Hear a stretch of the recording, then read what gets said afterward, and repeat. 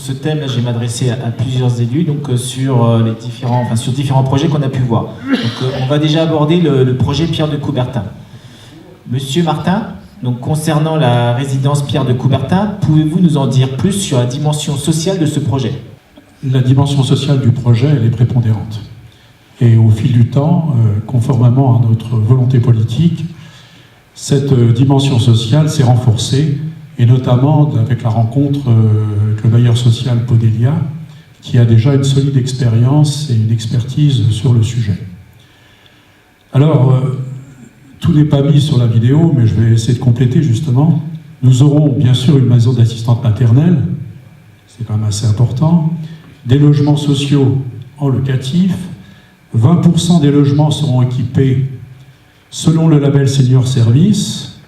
Nous aurons aussi des logements destinés aux familles, un habitat inclusif pour les publics fragiles, je vais en dire un petit peu plus tout à l'heure, des espaces partagés, des locaux de convivialité, un jardin potager.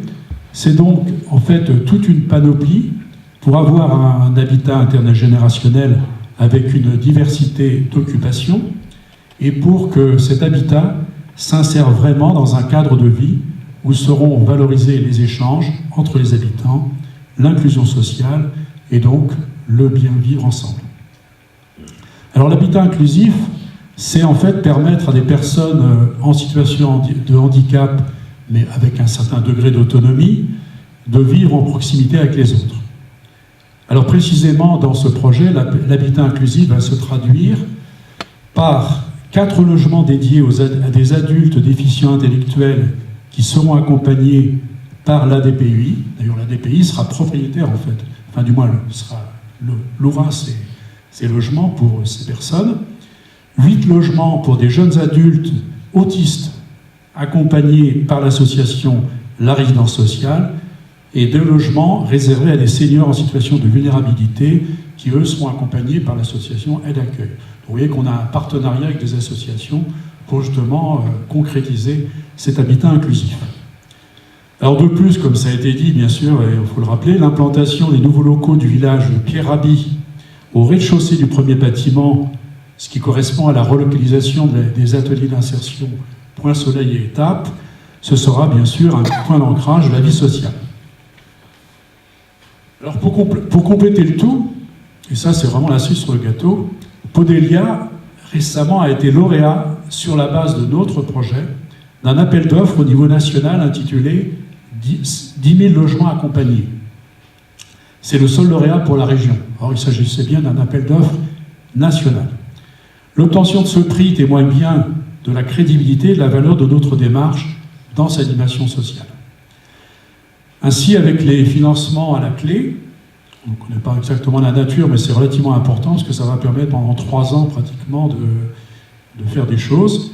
Le service habitat et vie sociale de Podelia, en partenariat avec le village Pierre Rabhi, vont pouvoir développer un projet de vie dans une dynamique globale et collective de quartier.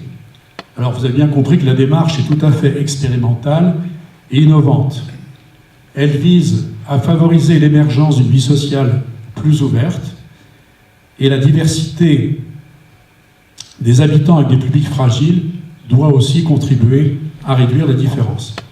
Ce sera donc une belle aventure, mais il faudra attendre 2021 pour que cette aventure voie le jour. Le maire l'a dit tout à l'heure, effectivement, on a bien conscience que ce projet ne répond pas parfaitement et complètement aux attentes des Bartholoméens, notamment pour les seniors, puisque nous n'aurons que 20% de logements sur 62 réservés vraiment à des seniors selon le label Senior Service, même si d'autres seniors pourront occuper les logements disponibles par ailleurs.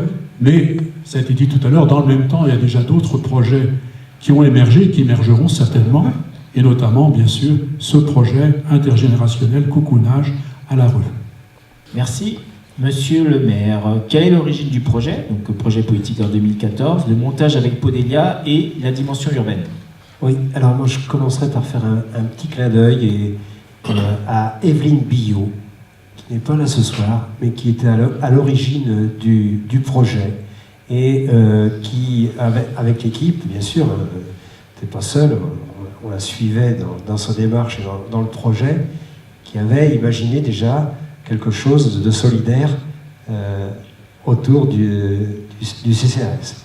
Et bien sûr, ça a pris forme dès 2014 vers cette résidence Coubertin avec ce bailleur social. Vous avez vu un peu les qualités de ce bailleur qui va être capable de nous proposer une résidence vraiment de qualité et très adaptée.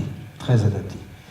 Alors par contre, j'avais déjà expliqué l'année dernière, le montage est assez compliqué au niveau juridique, puisque c'est sous forme de dation. Alors j'explique très succinctement. La dation, c'est un échange de foncier que l'on possède et que l'on récupère sous forme de locaux. Donc on va laisser à Podélia du foncier, où il y a des maisons actuellement, donc il va y avoir des démolitions de ces maisons, et ensuite ils vont construire la résidence Coubertin pour que nous puissions nous récupérer ensuite des locaux qui seront dédiés au village Pierre Rabhi. Donc en un premier temps, vous aurez une résidence qui va se monter sur le côté droit de la rue, et ensuite, alors ça fait partie de la dation, ça fait partie de cet échange de foncier avec Podélia, ça sera de l'autre côté des constructions de maisons de ville à la place de l'étape du point soleil et du coup de pouce qui sont de ce côté. Voilà. Et bien sûr, donc ça demande énormément de temps. Quand on est élu, il faut apprendre à être patient. Donc ça, c'était une véritable leçon de patience, puisque ce dossier, il a commencé à peu près en 2014, et on va vraiment le finaliser sur l'année 2019-2020. Donc les premiers coups de pelle, les premières démolitions, déconstructions pour septembre, octobre, au plus tard novembre 2019. Merci Monsieur le maire. Donc vous allez encore reprendre la parole, puisque là on va parler du projet concernant la requalification de l'hôtel de ville. Donc que va apporter cet aménagement contribuable et que veut dire guichet unique? Alors, j'ai écrit tellement petit que je vais avoir du mal à me relire.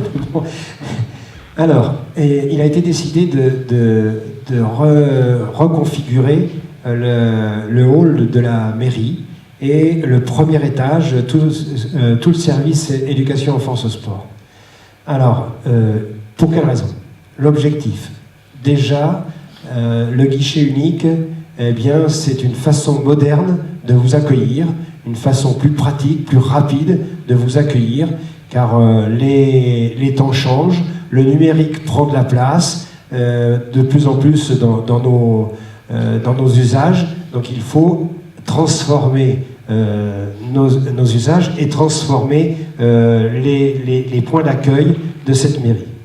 Donc ça, c'est la première des choses. Et puis, bien évidemment, si ça vous apporte à l'usager un meilleur confort, c'est aussi un meilleur confort pour nos agents qui verront qui auront une partie accueil, mais aussi une partie, ce qu'on appelle en back-office, et qui permettra de travailler en dehors du public. Et puis, vous avez vu dans la vidéo, c'est aussi une recherche d'économie d'énergie, parce que nos locaux actuels, c'est un peu des passoires, donc il y aura des remplacements de huisseries, il y aura aussi des remplacements d'entrée. Le sas sera différent pour pouvoir ainsi économiser des énergies. Et puis, je me relis, c'est aussi une façon beaucoup plus moderne de vous accueillir dans ces locaux. Donc c'est ce que je disais en préambule. J'espère que vous aurez un véritable outil qui vous permettra d'être accueillis dans de très très bonnes conditions. Si, j'ai oublié quand même, mais c'est parce que j'ai du mal à me relire. Il y a une réorganisation spatiale aussi, parce qu'on a l'originalité à Saint-Barthélemy d'avoir notre mairie et notre salle du DHV dans le même ensemble.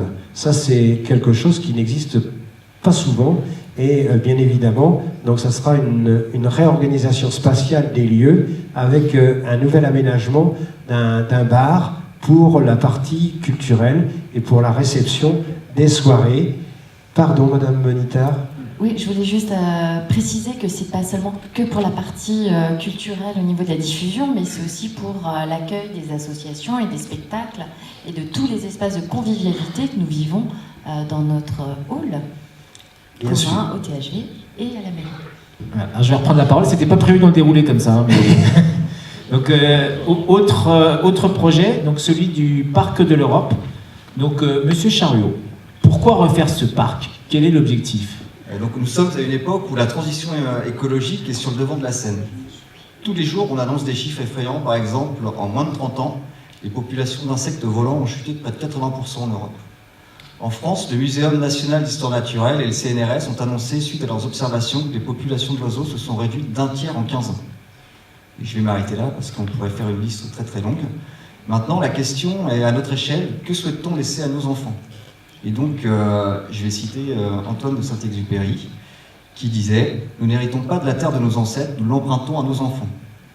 Partant de ce constat, la requalification du parc de l'Europe s'inscrit dans un projet plus vaste qui va avoir pour ambition de ramener la nature en ville. Donc, ça a déjà été expliqué dans la vidéo, en graduant l'intensité en fonction des lieux et en s'appuyant sur l'existant. Donc l'existant, ça va être la voie verte, le parc de Pignerol, le parc de la Jodette, enfin, tout ce qui existe sur la commune. Donc avec l'élaboration d'un plan guide, un des grands objectifs est de permettre la circulation de la faune et de la flore au sein de la commune en sanctuarisant ou en créant des corridors écologiques reliant des sites où la biodiversité est présente. Le parc de l'Europe s'inscrit dans cette démarche. Et notre objectif, au-delà de sa réappropriation par les habitants, est d'en faire une vitrine de biodiversité. Le bureau d'études, chargé de l'élaboration du plan guide, a fait travailler un écologue. Donc l'écologue étudie les relations entre les organismes et le monde environnant. Donc son travail a mis en évidence qu'il y avait du positif sur la commune, mais au niveau du parc de l'Europe, notre gestion actuelle n'est pas propice au développement de la biodiversité. Donc la gestion de la mare, de la tonte trop fréquente des pelouses. Donc sans rien enlever à la fonction première du parc, qui est un lieu où les habitants doivent pouvoir aller se promener et se détendre, on doit se fixer comme objectif de ramener de la biodiversité dans le parc. Donc ça peut être de l'éco-pâturage, si on ne se fait pas voler les animaux, de la gestion différenciée ou d'autres choses qui seront proposées par des spécialistes. Aujourd'hui, tout le travail qui s'amorce de concertation nous permettra d'avancer vers des pistes qui nous seront proposées. Donc je terminerai avec une autre citation de Saint-Exupéry, parce que je me suis fait plaisir. Pour ce qui est de l'avenir, il ne s'agit pas de le prévoir, mais de le rendre possible. Monsieur Lefebvre, donc comment envisagez-vous de faire participer les habitants à la construction du futur parc? Donc la participation des habitants pour la co-construction du parc a été envisagée de manière participative. C'est l'un des credos de notre équipe. Ainsi, après une déambulation dans les rues de la commune en février, une première réunion avec les riverains le 11 avril dernier et d'autres rendez-vous menés par Passagers des Villes et le cabinet Empreinte, une journée citoyenne ouverte à tous est planifiée le dimanche 19 mai, comme ça apparaissait sur l'un des films. Donc ce sera au parc de l'Europe. L'objectif est de consulter de manière le plus large possible. L'idée est que ce soit les habitants qui construisent le projet, plutôt qu'on ne le leur impose. C'est également sur ce principe, par exemple, que le projet Jardin partagé se construit. En fait, le 11 avril, ce sera pour faire la restitution diagnostique. Donc c'était pas le 11 avril, la réunion, je sais, voilà. Autant pour moi, c'était 11 mars. Il n'y a pas de souci. Donc, dernier point. Du coup, ça permet de dire que le 11 avril, il y aura une réunion. Exactement. Donc, on en profite. Il faut venir pour le 11 avril, pour ceux qui souhaitent voir la restitution donc, de cette étude qui sera faite sur le diagnostic, sur les entrées ouest, et donc sur toute cette étude sur les voies douces. Venez aussi nombreux. Voilà. Dernier point maintenant, donc c'est concernant le projet de la petite gare, on va dire la petite gare et les liaisons douces. Donc, monsieur le maire, pourquoi cette gare est-elle si importante pour la commune? Quel lien avec la nouvelle liaison douce vers Angers? Alors, déjà, je suis sûr que dans la salle, il y a énormément de Bartholoméens qui y sont attachés. Ça, c'est un lieu historique, un lieu qui date, évidemment, et qui marque une époque de notre commune. Et on s'est permis de débloquer une porte il y a une quinzaine de jours, et on est allé visiter l'intérieur de la gare, l'intérieur de la petite gare, et aux surprises, elle est pratiquement dans l'état d'une gare qui fonctionnait avec un guichet. Le guichet existe toujours. Donc ça, c'est l'intérieur. Et pas en trop mauvais état. Et puis donc, là, cette année, on s'est posé la question de savoir comment faire pour organiser des travaux sur cette petite gare. Donc, dans un premier temps, il va être réalisé des travaux de conservation du bâtiment. Donc c'est entre autres la toiture, la charpente, les murs, les huisseries qui vont être prioritaires pour conserver ce bâtiment. Ensuite, quelle en sera la destination? Eh bien, ça fera partie du prochain mandat. Pour une bonne raison, c'est que cette petite gare se trouve en nœud des liaisons douces. Vous avez bien sûr découvert la nouvelle liaison douce qui vous permet d'aller d'Angers à la petite gare à vélo ou à pied. On pourra en reparler tout à l'heure. Je sais qu'il y a déjà des petites remarques, des choses très positives, des choses moins positives.